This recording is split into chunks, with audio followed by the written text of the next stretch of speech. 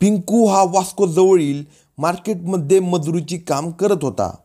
तो वास्कोतील लिओनाई लोबो यांचा मुलगा होता. लिओनाई लोबो हे सामाजिक कार्यकर्ते होते.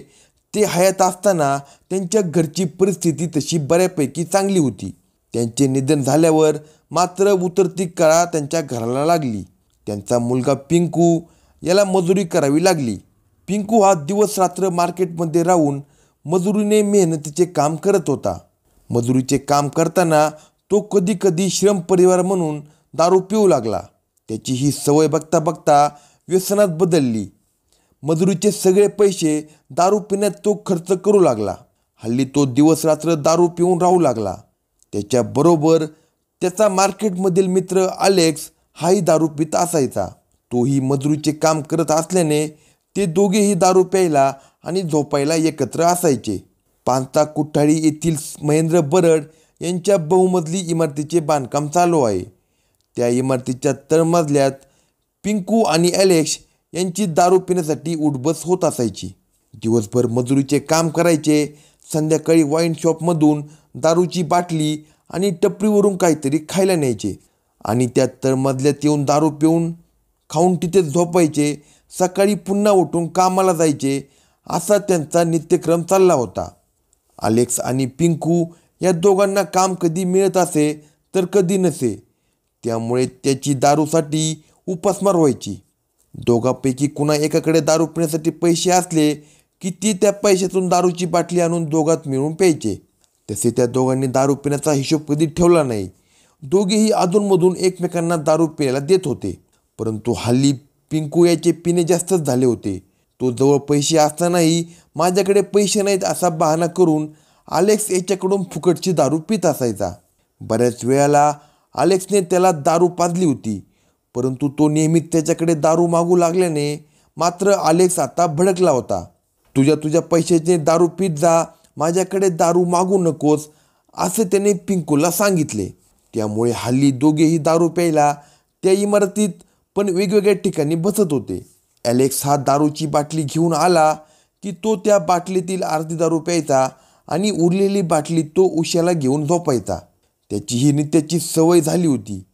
अलेक्सकडे कायम अर्धी बाटली दारू शिल्लक असायची आणि ती अर्धी बाटली तो सकाळी पितो हे पिंकूला माहीत होते. पिंकू याच्याकडे काम कमी असल्याने त्याला सारखी दारू मिळत नव्हती. त्यामुळे अलेक्सकडील अर्धी बाटली दारू बघून त्याचा जीव तळमळत असायचा. कधी कधी तो रात्री अपरात्री उठून अलेक्सच्या उशीखाली लपून ठेवलेली दारूची बाटली चोरून त्यातील दारू प्यायचा. ही गोष्ट अलेक्सच्या लक्षात आली नाही. बहुधा आपणच दारूची बाटली संपवली असेल असे त्याला वाटायचे. परंतु रोजच रात्री त्याची अर्धी दारूची बाटली चोरीला जायची हे त्याच्या लक्षात यायला वेळ लागला नाही. आपल्या अर्ध्या दारूच्या बाटलीचे काय होते, ती अर्धी दारूची बाटली कोण घेतो हे त्याला पाहायचे होते. दुसरीकडे त्याला माहीत होते की आपली अर्धी दारूची बाटली पिंकूशिवाय दुसरे कुणी घेणारच नाही. कारण त्या इमारतीमध्ये त्या दोघांशिवाय दुसरे कुणी झोपायला नसायचे. त्यामुळे त्याची तशी पक्की खात्री झाली होती. जूनच्या शेवटच्या आठवड्यात त्याने एकदा फुल दारूची बाटली आणली. त्याने थोडी दारू पिऊन मजेत गाणी म्हणत बाहेरून आणलेले खाल्ले. आता मस्त झोपायचे म्हणत त्याने आपल्या उशीखाली दारूची अर्धी बाटली ठेवली. आज त्याला झोप काही लवकर येत नव्हती. तो या कुशीवरून त्या कुशीवर करत होता.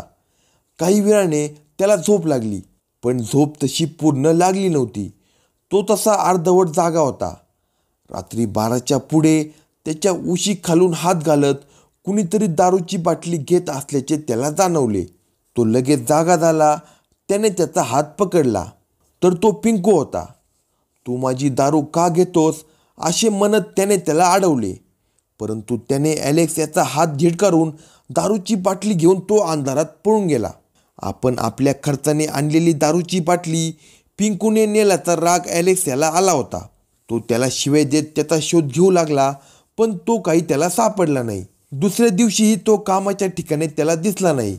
तसेच आठवडाभर तो त्या इमारतीत झोपायलाही आला नाही आणि दारू प्यायलाही आला नाही.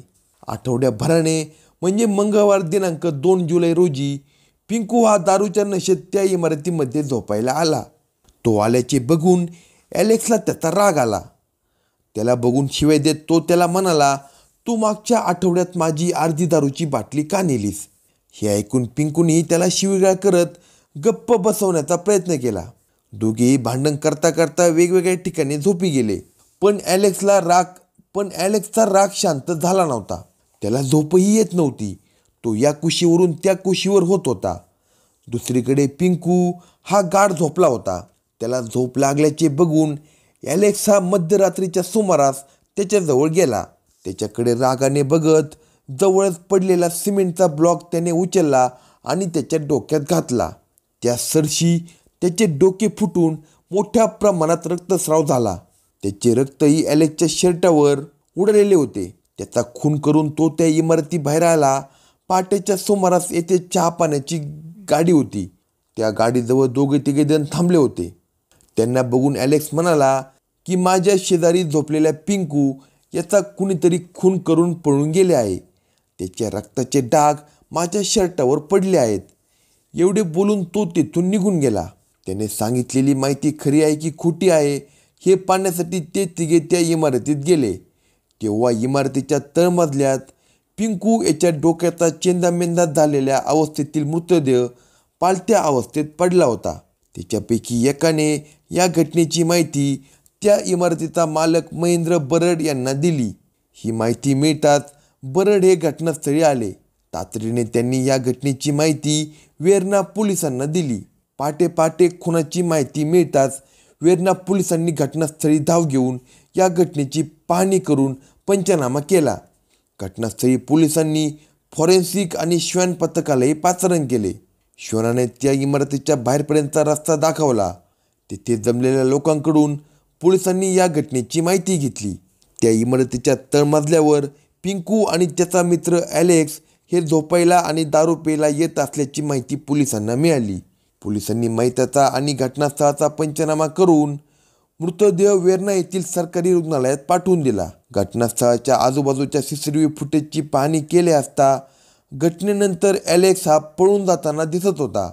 मयत पिंकू आणि ॲलेक्स हे दोघे त्या भागात मजुरीचे काम करत असल्याने त्या दोघांनाही तेथील लोक ओळखत होते. या घटनेनंतर ॲलेक्स पळून गेल्याने पोलीस त्याचा शोध घेत होते. दुपारच्या दरम्यान ॲलेक्स हा पोलिसांना मिळून आला. त्यावेळी तो दारूच्या नशेत होता. त्याच्या शर्टावर आणि नखामध्ये रक्ताचे डाग दिसून येत होते. पोलिसांनी त्याला ताब्यात घेऊन वेर्णा पोलीस ठाण्यात आणून त्याच्याकडे या घटनेची चौकशी केली असता तो पोलिसांना उडवाउडवीचे उत्तरे देत होता. त्याला पोलिसी खाक्या दाखवताच त्याने आपला गुन्हा कबूल केला. मयत पिंकू याचे जवळचे नातेवाईक परदेशात राहत असल्याने त्यांना पोलिसांनी या घटनेची माहिती दिली.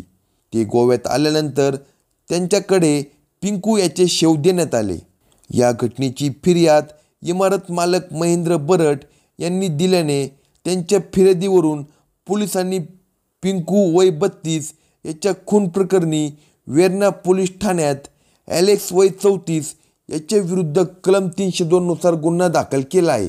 अशाच नवनवीन क्राईम स्टोरी ऐकण्यासाठी कलम 302 या मराठी चॅनेलला सबस्क्राईब करा. हा व्हिडिओ आवडला असल्यास व्हिडिओला लाईक करा. तसेच आपल्या प्रतिक्रिया कमेंट बॉक्समध्ये कळवा.